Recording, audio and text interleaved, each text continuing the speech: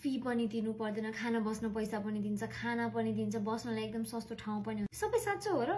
Ciao! Welcome to part 4 of how I ended up in Italy. यो भिडियोमा we are going to talk about regional scholarship. यो कन्ट्रीमा टन्नै scholarship पाउन सक्नुहुन्छ हजुरले। Departmental scholarship, scholarship of excellence, Erasmus, Arcus scholarship र regional scholarship. Regional scholarship भनेको के हो? यो चाहिँ इटालियन गभर्नमेन्टले वर्षको 25,000 युरो भन्दा कम कमाउने फ्यामिलीहरूलाई दिने चाहिँ डोनेसन जस्तो हो, जसले चाहिँ हजुरलाई बस्न खान पढाइको खर्चहरू सबै दिने गर्छ। यो सबै सिटिजनलाई लागू हुन्छ, नेपालीहरूलाई मात्र होइन, इटालियनहरूलाई सुत्त पनि यो लागू हुने गर्छ। यो स्कलरशिपमा के फाइदा हुन्छ त? हजुरको फी तिर्दिन्छ, खानको लागि मेन्सा भन्ने हुन्छ, त्यसमा पैसा काटेको हुन्छ रिजनल स्कलरशिपको मनीमा, अनि त्यो हजुरले बिहान साँझको खाना पनि पाउन सक्नुहुन्छ। इजु रेजिडेन्स भन्ने हुन्छ, चिठा जस्तै हो, हजुरले एप्लाई गरेर पाउनुभयो भने एकदम सस्तोमा बस्न पनि पाउनुहुन्छ, अनि हजुरलाई वर्षभरिको लागि खर्च पनि दिन्छ। स्पेशली हजुर चाहिँ वुमेन इन स्टेम हो भने चाहिँ अलिकति बढी पैसा दिन्छ अरूहरू भन्दा चाहिँ। मैले चाहिँ यहाँ सेल्फ अप्लाई गरेर आएको हो, मैले कुनै पनि कन्सल्टेन्सी अन्तर्गत यहाँ आएको होइन, म आफै आएको। यहाँ काम गर्न पाउनुहुन्छ हजुरले, स्टुडेन्टले पनि लिगली 20 आवर्स पर विक काम गर्न पाउनुहुन्छ। यहाँको ल्याङ्ग्वेज भयो भने चाहिँ काम एकदम सजिलो पाउन सक्नुहुन्छ। ल्याङ्ग्वेज बिना पनि काम पाउन सकिन्छ, तर त्यो अलिकति अप्ठ्यारो हुन्छ, हजुरलाई कनेक्सन चाहिन्छ होला, तर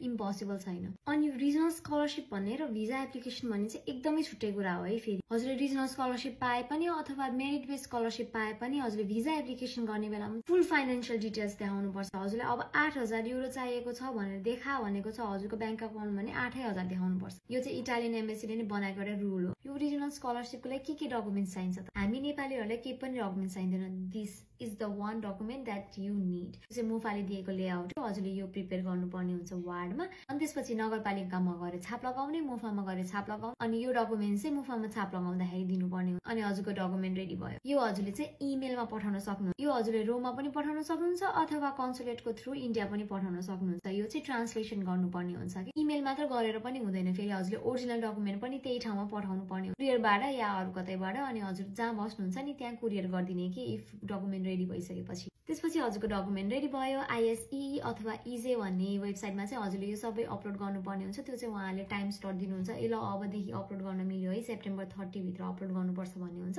त्यो अप्लाई गरिसकेपछि चाहिँ कुर्ने हो हजुरको स्कलरशिप आउँछ कि नै भनेर। यहाँ चाहिँ पढ्नको लागि एकदम राम्रो वातावरण दिन्छ। यहाँ amount of education is so much, if you want to study grow भने चाहिँ यो कन्ट्री चाहिँ is the best I would say. अनि मेरो university is really nice, it's a really nice country. हजुरलाई आउनु मन छ भने I would definitely recommend. Best of luck for your application. हजुरलाई केही पनि अरू क्वेसन्सहरू छ भने कमेन्ट डाउन बिलो, अथवा हजुरले इन्स्टाग्राममा पनि चेकआउट गर्न सक्नुहुन्छ। My Instagram is mahi.way. Thank you so much for watching. I hope this was helpful. Best of luck for your application. Ciao.